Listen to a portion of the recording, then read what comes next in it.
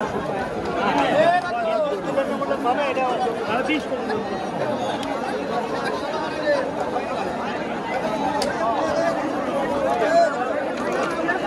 Station Sonatala Bogura, এটি একটি হাট। এখানে পর্যাপ্ত পরিমাণ গরুর সমাগম আজকে।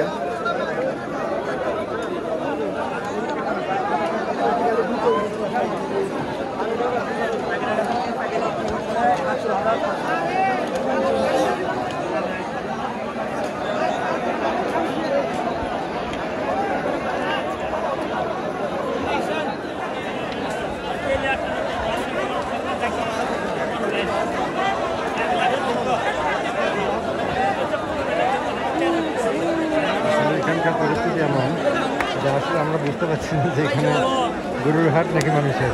পর্যাপ্ত পরিমাণ মানুষ, একটা গরু কেনার জন্য কমপক্ষে 5 থেকে 10 জন মানুষ এখানে এসেছেন গরু দেখার জন্য।